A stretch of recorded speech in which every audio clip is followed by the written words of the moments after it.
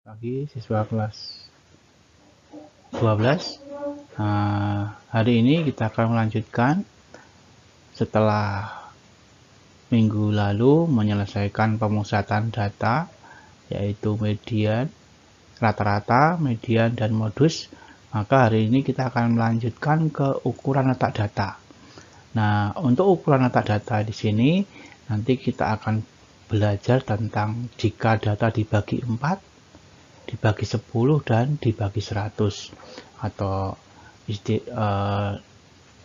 istilahnya adalah kuartil, desil, dan persentil. Untuk lebih jelasnya kita lanjutkan ke materi berikutnya. Ukuran letak data itu digunakan untuk mendapatkan gambaran tentang data yang kita kumpulkan. Nah, nanti data itu akan kita bagi menjadi beberapa, yaitu jika dibagi 4, maka kita akan masuk ke namanya kuartil. Sedangkan jika dibagi 10, maka masuk ke bagian namanya desil. Sedangkan jika dibagi 100, maka nantinya persentil atau persen. Jadi persen itu adalah menunjukkan 100. Dalam beberapa hal, kuartil, desil, dan persentil itu bisa nilainya sama dengan median. Kenapa? Median itu adalah nilai tengah. Jadi kalau kuartil dibagi 4, nanti kalian masuk ke kuartil kedua. Nah, kuartil kedua itu kan sama dengan median. Sedangkan kalau desil ke-5, desil ke-5 juga sama dengan median. Persentil ke-50 itu juga nilainya akan sama dengan median. Jadi sebenarnya mau mencari median itu bisa dari kuartil bisa, desil bisa, dan persentil juga bisa. Jadi itu adalah ukuran letak data yang akan kita pelajari setelah ini. Oke, kita akan masuk ke pertama, yaitu adalah tentang kuartil. Nah, kuartil, kuartet, jadi 4 dibagi 4 namanya. Jadi nilai yang membagi data menjadi 4 bagian yang sama banyak. Tentu saja sesudah data diurutkan dari kecil ke besar. Nah, nanti kuartil itu dibagi menjadi 3 bagian atau 3 nama, yaitu kuartil bawah, kuartil tengah, dan kuartil atas. Nah, untuk kuartil tengah itu akan sama dengan median. Jadi kalau kalian mencari kuartil tengah itu sama aja dengan mencari median. Nah, bagaimana cara mencarinya? Nah, kita lanjutkan ke materi. Oke, kita lanjutkan ke kuartil data tunggal. Jadi semua akan diawali dengan sederhana, yaitu data tunggal. Nah, karena data tunggal, maka kebanyakan datanya adalah data acak, sehingga kita harus mengurutkan data dari kecil ke besar dulu. Nah, sementara nanti kalau di data kelompok itu sudah urut biasanya, ya tinggal kita tentukan aja letak kuartil di mana.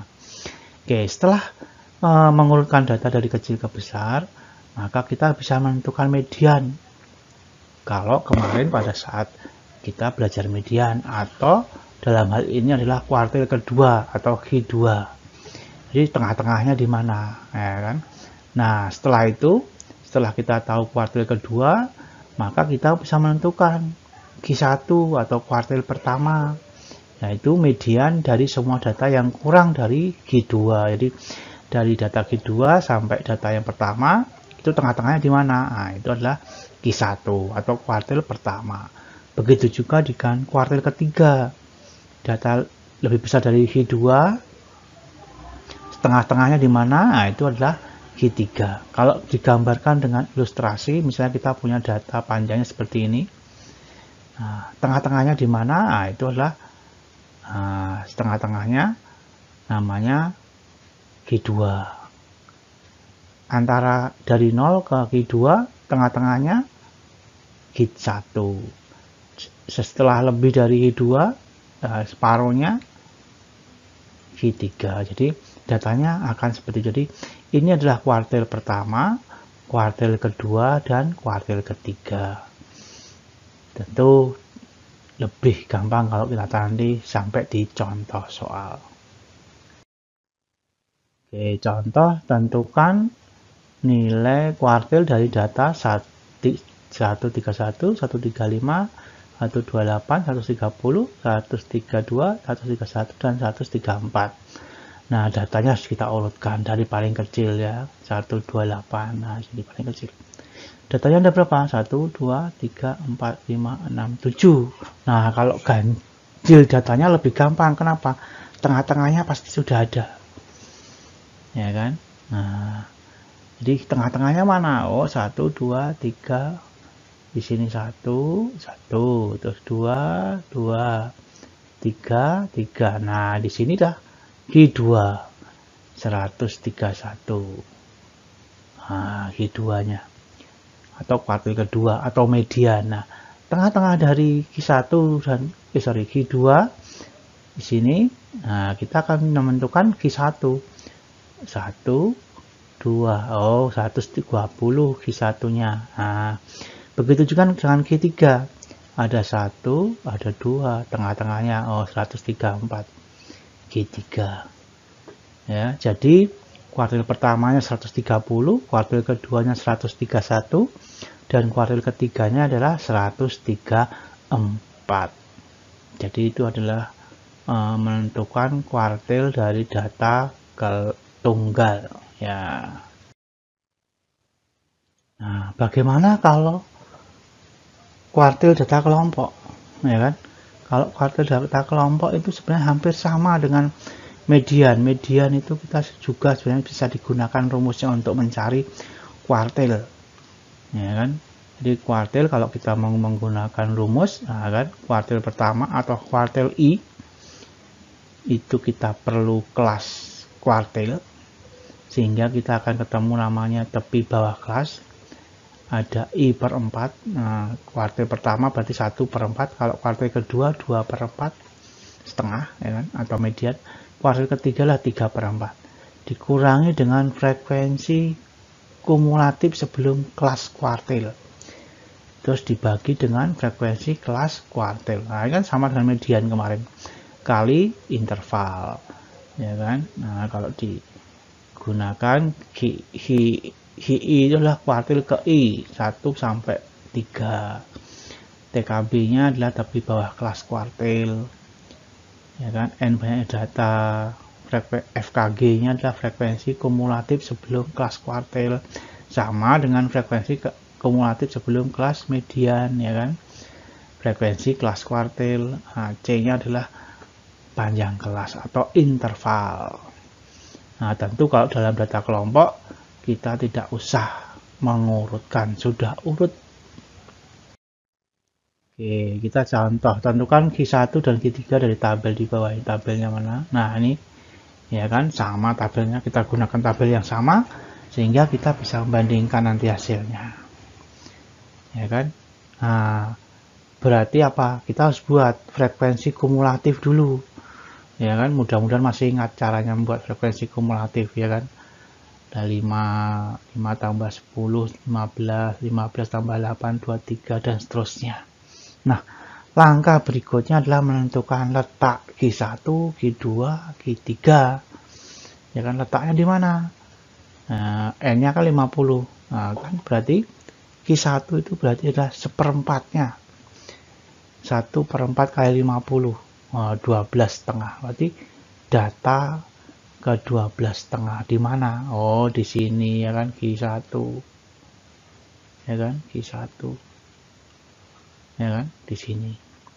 Q2-nya, oh sorry, Q3 ya kan, 3/4. Ya kan, 3/4 kali 50, 37,5.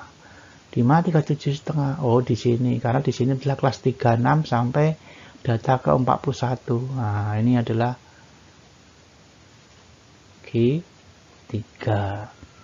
Nah, kalau mau cari Q2 ya bisa aja kan. Misalnya ada Q2 ya. Q2-nya di mana? Ya kan? Setengahnya 50 adalah 25. Ya kan? Di mana 25? Oh, di sini. Ini Q2. Kan sama dengan median kan? Nah, median kelasnya juga di sini. Ya, jadi itu. Jadi sebenarnya kalau kita mencari kuartil kedua itu sama dengan mencari nilai median. Oke ya, nah, jadi letak kuartil pertama adalah di 12,5, letak kuartil ketiga adalah 37,5.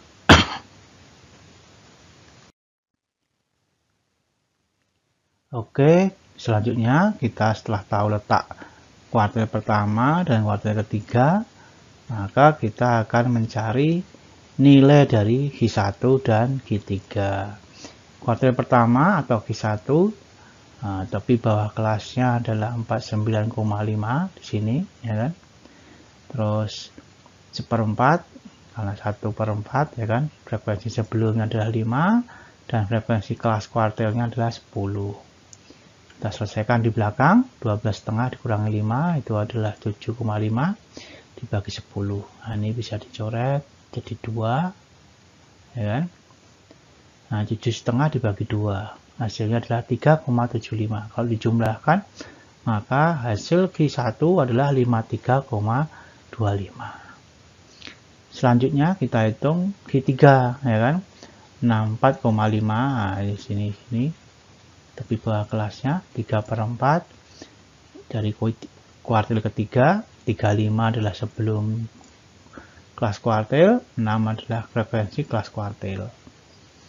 Dan 37,5 kurangi 35, 2,5 bagi 6 kali 5, ya kan?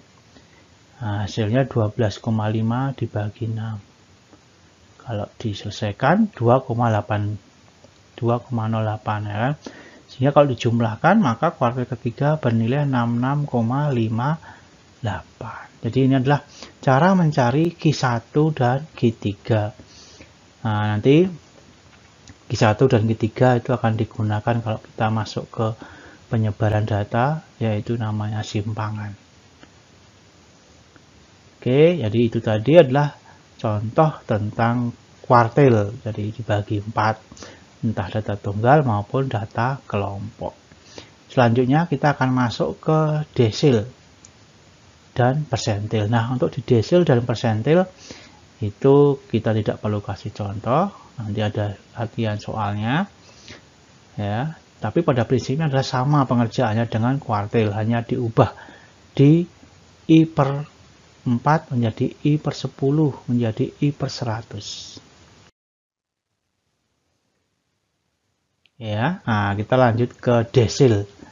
Ya, desil sama dengan kuartil, kuartil bagi 4. Desil adalah dibagi 10. Nanti nilai desilnya adalah D1, D2 sampai D9. Letak desil dapat dicari juga dengan I kali N plus 1 dibagi 10. Sama caranya mencari. Kalau kuartil itu adalah di sini adalah angka 4, ya kan? Tapi kalau di desil 10, nanti di persentil di sini jadi 100. Jadi beda hanya di sini aja. Oke, untuk pencarian data kelompok juga hampir sama, ya kan? Ada TKB, ada I/10, kalau tadi di kuartil ada I/4, ya kan, kali N. Frekuensi kumulatif sebelum kelas desil dan frekuensi kelas desil. Nah, jadi sama dengan kuartil tadi. Kalau kita sudah tahu kuartil, pasti bisa mengerjakan desil, hanya perbedaannya di 10 ini, ya. Jadi kalau desil pakai angka 10, kalau kuartil pakai angka 4. Nah, begitu juga kalau kita masuk ke persentil. Persentil dibagi 100, ya kan? Maka nilai persentilnya adalah P1, P2 sampai P99, ya kan? Nah, letaknya juga hampir sama, hanya berbeda di sini, ya kan? Nah, itu tadi. Jadi kalau kita ingat persen 100, kuartil 10, kuartil 4 dan desil adalah 10. Nah, maka sudah pasti bisa mengerjakan.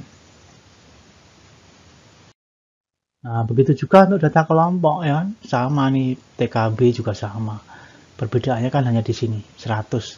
Kalau kuartil tadi 4, desil 10, wah, maka persentil juga mengikuti 100. Ini frekuensi kumulatif sebelum kelas persentil. Ini frekuensi pada di kelas persentil. Jadi akan sama cara mencarinya.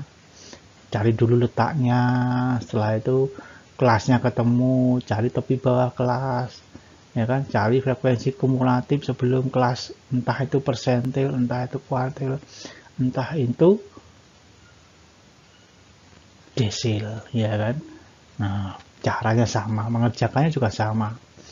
Jadi tidak ada susahnya dalam kuartil, desil dan persentil. Asal kita menguasai kuartil, nanti desil dan persentil pasti bisa mengerjakan. Ingat, desil 10, persentil adalah 100.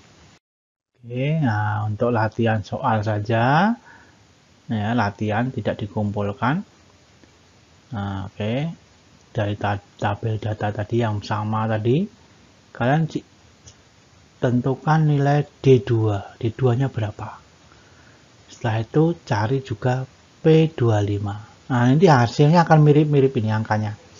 Ya, antara D2 dan P25 ini hampir mirip, ya kan. Tidak beda terlalu jauh angkanya. Jadi nanti kalian silahkan latihan saja biar bisa atau pernah mengerjakan tentang desil dan persentil. Oke, akhirnya sampai di sini materinya. Terima kasih sudah melihat. Mudah-mudahan membantu video ini untuk belajar tentang kuartil, desil, dan persentil. Oke, selamat belajar. Semoga kalian bisa mengerjakan dengan baik. Terima kasih.